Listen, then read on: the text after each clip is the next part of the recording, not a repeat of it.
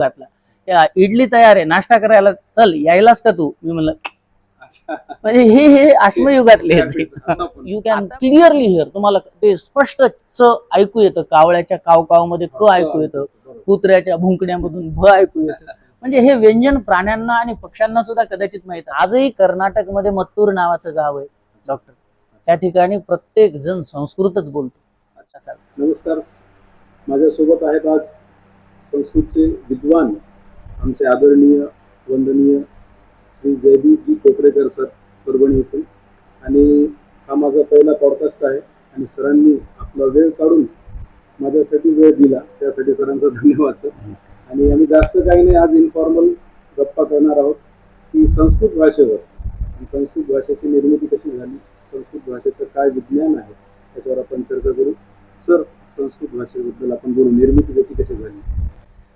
या देवी सर्वभूतेषु बुद्धिरूपेण संस्थिता त्वामहं प्रार्थये देवी वाची तिष्ठतु मे सदा. अज्ञानतिमिरान्धस्य ज्ञानाञ्जनशलाकया चक्षुरुन्मीलितं येन तस्मै श्री गुरवे नमः. सगळ्या या यूट्यूबच्या दर्शकांना सादर प्रणाम आणि सप्रेम नमस्कार. डॉक्टर अमर लड्डा यांनी मला हा विषय मांडला की संस्कृत भाषेची निर्मिती कशी झाली आणि संस्कृत भाषेबद्दल आपल्याला जो काही प्रेक्षक वर्ग आहे त्यांच्यापर्यंत कसं जाता येईल, हे संस्कृतचं ज्ञान, ही संस्कृतची गंगा त्यांच्यापर्यंत कशी पोहोचवता येईल. तर आम्ही आज हा पहिला प्रयत्न करत आहोत, हा पहिलाच व्हिडिओ आहे, आम्ही दोघं मिळून तयार करत आहोत. मुळामध्ये भाषा कशी निर्माण झाली इथपासून आपल्याला सुरुवात करायची आहे. भाषा सुमुख्या मधुरा दिव्या गिरवाण भारती, की भाषेमध्ये जी मुख्य आहे, दिव्य आहे, जिला गिरवाण भारती, सुरभारती, देववाणी, देवभाषा अशा अनेक नावाने ओळखलं जातं. ब्राह्मी तू भारती भाषा, गिरवाण वाणी सरस्वती, सरस्वती सुद्धा संस्कृत भाषेला म्हटलं जातं. सर्वासाम भाषाणाम जननी, सगळ्या भाषांची जननी, ओरिजिन हे संस्कृत. आता ही भाषा कशी निर्माण झाली इथपासून आपल्याला सुरुवात करायची आहे. तर आजचा हा विषयच तो की भाषा म्हणजे नेमकं काय. भाषा म्हणजे विचार व्यक्त करायचं माध्यम. माझ्या मनातले विचार मला तुमच्यापर्यंत पोहोचवायचे, ते कसे पोहोचवणार मी? ते पोहोचवण्याचं माध्यम काय? तर ते माध्यम म्हणजे भाषा. आपण अगदी अश्मयुगामध्ये जाऊ, म्हणजे स्टोन एजमध्ये, की ज्यावेळेस माणूस हा एक पशुच होता, पशुसारखाच तो वागायचा. मग तो आपल्या विचारांचं आदान प्रदान कसा करायचा.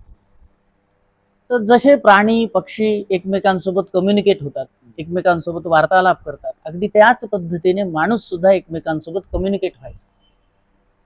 मग ते कम्युनिकेशनचं मीडियम कसं होतं, तो वेगवेगळे हातवारे करायचा, वेगवेगळे इशारे करायचा, तोंडातून वेगवेगळे आवाज काढायचा.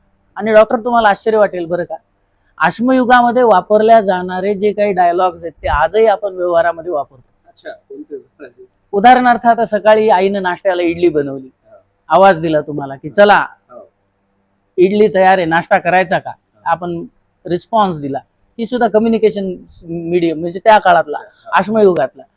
इडली तयार आहे, नाश्ता करायला चल, यायलास का तू? मी म्हणलं म्हणजे हे अश्मयुगातले आता पण त्याला वापरतो. आणि येस, आणि प्रचलित युग आता एवढं ॲडव्हान्स झालेलं आहे, इंटरनेट एक्सप्लोजन झालेलं आहे. आजही आपण काय करतो, अश्मयुगच फॉलो करतो. की एखाद्याचा बर्थडे असला की त्याला तो बुका सेंड करतो, कोणाला श्रद्धांजली व्हायची असेल तोच बुका रिपीट करतो. एखाद्याचा विचार आपल्याला आवडला तर आपण फक्त असं खुणवतो त्याला, असं करतो त्याला, असं करतो त्याला. म्हणजे हे अश्मयुगामध्ये वापरल्या जायचं ऍक्च्युअली. मग भाषा तिथून कशी डेव्हलप झाली हळूहळू हळूहळू. तर ग्रंथकार प्राचीन असं सांगतात, आपलं पुराण असं सांगतं की भगवान शिव म्हणजे पुरुष आणि माता पार्वती म्हणजे प्रकृती. प्रकृती आणि पुरुष यांच्या माध्यमातून भाषा निर्माण झाली. प्रजेची उत्पत्ती तर झालीच झाली, पण भाषा सुद्धा यांनीच निर्माण केली. महादेवाच्या नृत्याला तांडव म्हटलं जातं. महादेवाने ते तांडव केलं आणि त्याचं ते तांडव पाहून माता पार्वती प्रकृतीनं स्मित केलं, हसली ती गालातल्या गालात हसली. हास्यासाठी संस्कृतमध्ये शब्द आहे लास्य. तांडवातला ता आणि लास्यातला ल एकत्र केला तर काय निर्माण झालं? तांडवातला ता आणि ताल. ताल निर्माण झाला. मग महादेवाने तो डमरू वाजवला. तो डमरू 14 वेळेस वाजवला. नृत्यावसाने नटराज राजः ननाद ढक्का नवपंचवारम उद्धरतु कामः सनकादि सिद्धान एतत् विमर्शे शिवसूत्र जालम. तो ढक्का म्हणजे डमरू 14 वेळेस वाजवला बरं का. ननाद ढक्का नवपंचवारम 9 वेळेस आणि पुन्हा 5 वेळेस. आता 9 आणि 5 14 वेळेस तो डमरू वाजला. त्यातून ध्वनी बाहेर आली, आवाज बाहेर आली, स्वर बाहेर आली, व्यंजन बाहेर आली. मग स्वर आणि व्यंजन यांना एकत्र करून अक्षर तयार झालं. अर्थपूर्ण अक्षरांचा शब्द झाला आणि अर्थपूर्ण शब्दाचं वाक्य तयार झालं. आणि या वाक्याच्या माध्यमातून मग एकमेकांचे विचार एकमेकांपर्यंत पोहोचवण्याची प्रक्रिया सुरू झाली. काय तयार झालं? स्वर आणि व्यंजन त्या डमरू वाजवण्यामधून बाहेर आली. ऐऊन रुलुक एवोन ऐवोच हयवरट नमन या पद्धतीचा त्या डमरूतून ध्वनी बाहेर आली. आता हे नवपंचवारम असंच का म्हटलं? मला प्रश्न पडला की संस्कृत एवढी प्रगल्भ भाषा आहे, जगामध्ये सगळ्यात जास्त व्होकॅबलरी असणारी म्हणजे सगळ्यात जास्त शब्दसंग्रह असणारी भाषा. 9 आणि 5 याच्यासाठी चतुर्दश म्हणजे 14 हा शब्द असताना सुद्धा ग्रंथकाराने असंच का वापरलं नवपंचवारम? 9 आणि 5 असं का म्हटलं 14च्या ऐवजी? तर 9 वेळेस आणि 5 वेळेस, 5 वेळेस जो डमरू वाजला त्यातून स्वर बाहेर आलेले आहेत आणि 9 वेळेस जो वाजला त्यातून व्यंजन बाहेर आलेले आहेत. आणि 2 डायरेक्शन असतात, युनिव्हर्सल डायरेक्शन आहेत त्या, क्लॉकवाईज आणि अँटी क्लॉकवाईज. त्या पद्धतीनं त्या डमरूचं वादन झालं आणि त्यातून हे ध्वनी बाहेर आले. आणि या ध्वनीमधून जे ध्वनी बाहेर आले त्यातून स्वर व्यंजन बाहेर आले. स्वर व्यंजन एकत्र झाल्यानंतर वर्ण तयार झाले. वर्ण म्हणजेच अक्षर म्हणूयात त्याला. अर्थपूर्ण अक्षरांचा शब्द आणि अर्थपूर्ण शब्दांचं वाक्य. आणि या माध्यमातून मग विचारांचं आदान प्रदान व्हायला लागलं. आणखी एका ठिकाणी माझ्या वाचनात असंही आलं की काही स्वर व्यंजन जे आहेत माणूस, अश्मयुगीन माणूस प्राण्यांकडून आणि पक्षाकडून शिकला बरं का.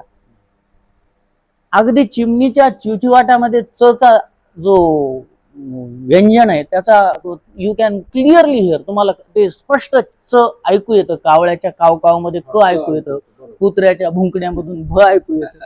म्हणजे हे व्यंजन प्राण्यांना आणि पक्ष्यांना सुद्धा कदाचित माहीत असावं. मग त्यांच्याकडून तो माणूस तशा पद्धतीने शिकला. त्यांना तो नैसर्गिक असेल. हा, प्राणी आणि पक्षी यांच्यात आणि माणसामध्ये जर भेद करायचा झाला तर तो बुद्धीनं केला जातो. बाकी सगळे प्राणी पक्षी माणसापेक्षा प्रचंड सगळ्याच बाबतीत ॲडव्हान्स आहेत. त्यांची स्किन चांगली, त्यांचे टीथ चांगले, त्यांचे बोन्स चांगले, त्यांची इम्युनिटी चांगली. कधी ते आजारी पडणार नाहीत, आजारी पडले तरी ते रिकवर होतात. माणूस सगळ्याच बाबतीत फिजिकली तो फार कमजोर आहे सगळ्या प्राण्यांच्या पक्ष्यांपेक्षा, परंतु mentally he is the strongest one. तो सगळ्यात स्ट्रॉंग आहे. आणि अशा पॉवर आली की त्याचा यूज होणं महत्वाचं, मिसयूज शक्यतो टाळला पाहिजे. अशा पद्धतीनं ही भाषा निर्माण झाली. भाषेची निर्मिती म्हणजे विचारांचं आदान प्रदान व्हायला लागलं. स्वर व्यंजन कळल्यानंतर वाक्य निर्मिती झाली. आणि भाषेची जशी निर्मिती झाली मग भाषेमध्ये साहित्य निर्माण व्हायला लागलं बरं का डॉक्टर. जगामधलं पहिलं साहित्य कोणतं आहे? Can you imagine, can you guess? Universe मधलं म्हणतोय मी, ब्रह्मांडातलं पहिलं साहित्य कोणतं? माझ्या बाबतीत मला तर वाटतं वेद असतील. Absolutely right, you are perfect. Veda हे अनादी आहेत, म्हणजे ते केव्हा निर्माण झाले सांगता येत नाही. आणि कोणी निर्माण केले हेही सांगता येत नाही, म्हणून ते अपौरुषेय मानले जातात. वेद अनादी आणि अपौरुष आहेत. आणि जगामधला पहिला वेद जर कोणता असेल तर तो ऋग्वेद आहे, ज्याच्यामध्ये 10 मंडल आहेत, 64 अध्याय आहेत, 1028 सूक्त आहेत आणि 10,580 एवढी मंत्रसंख्या, ज्यांना ऋचा म्हणतो. हा ऋग्वेद. आणि ऋग्वेदाचा मग उपवेद जर म्हणायचा झाला, सांगायचा झाला तर तो आहे Dhanurveda. Dhanurveda means it is purely nuclear science. Veda means knowledge, it is scientific knowledge. वेदामध्ये जे सांगितले ते पूर्ण सायन्स आहे. ऋग्वेदानंतर यजुर्वेद आला, यजुर्वेदानंतर अथर्ववेद आला, अथर्ववेदानंतर सामवेद आला. वेदांचे मग उपवेद आले. ऋग्वेदाचा उपवेद आता जसं सांगितलं धनुर्वेद. यजुर्वेदाचा उपवेद स्थापत्यवेद आहे. स्थापत्यवेद मीन्स इंजिनिअरिंग सायन्स. अथर्ववेदाचा उपवेद आयुर्वेद आहे. Ayurveda means medical science. आणि जो सामवेद आहे त्याचा उपवेद म्हणजे गांधर्व वेद आहे, ज्याच्यामध्ये कला, संगीत, नृत्य वगैरे वगैरे या गोष्टी आल्या. ते 4 वेद आणि 4 उपवेद तयार झाले. त्यानंतर 6 दर्शन तयार झाली, 18 पुराण तयार झाली, 10 उपनिषद तयार झाली आणि अशा पद्धतीने मग साहित्य निर्मिती व्हायला लागली. आगम निगम आपण जे म्हणतो हे सगळं त्याच्यातच. अगदी बरोबर, अगदी बरोबर. आणि या साहित्य निर्मितीनंतर जे महाकाव्य तयार झाले, वाल्मिकींजींचं रामायण आणि महर्षी व्यासांचं महाभारत, हे भारतीय संस्कृतीचा मानदंड आहे. रामायण आणि महाभारत या 2 ग्रंथाची निर्मिती त्यानंतर झाली. अशा पद्धतीनं मग भाषा हळूहळू हळूहळू प्रगत व्हायला लागली, डेव्हलप व्हायला लागली. सर हे महर्षी पाणिनींचं त्यांचं काय योगदान आहे त्याच्यामध्ये? महर्षी पाणिनींचं नाव जे घेतलं जातं ते त्या भाषेवर संस्कार केले त्यांनी. सम अधिक कृत जी वेदाची भाषा आहे अच्छा. ती पण संस्कृतच बरं का. संस्कृत नाव कसं पडलं तिला? हा. सम अधिक कृतम, दॅट इज संस्कृतम, जी संस्कारित झाली. वेदामध्ये ती वेदसी होती. वेदामध्ये जे छंद आहेत ती छंदात बांधल्या गेली, ती छांदसी झाली. मग त्याच्यावर ग्रामरचे संस्कार, व्याकरणाचे संस्कार पाणिनीने केले आणि मग ती संस्कृत झाली. अशा पद्धतीने भाषा हळूहळू हळूहळू प्रगत व्हायला लागली. भाषेमध्ये साहित्य निर्माण व्हायला लागले. स्टेप बाय स्टेप आपण त्या साहित्यावरही चर्चा करू, त्या पुराणावरही चर्चा करू, त्या वेदांवरही चर्चा करू, उपनिषदांवरही चर्चा करू. मला वाटतं जो काही आपला आजचा आपण वेळ ठरवलेला होता सुरुवातच होती. हा, भाषा कशी निर्माण झाली ते आपल्याला सांगायचं होतं. परत एकदा त्या भाषेचा गोडवा असाच वृद्धिंगत व्हावा, ही भाषा जनमानसामध्ये दृढ व्हावी. जशी भारतामध्ये पूर्वी हीच भाषा बोलीभाषा म्हणून वापरल्या जायची.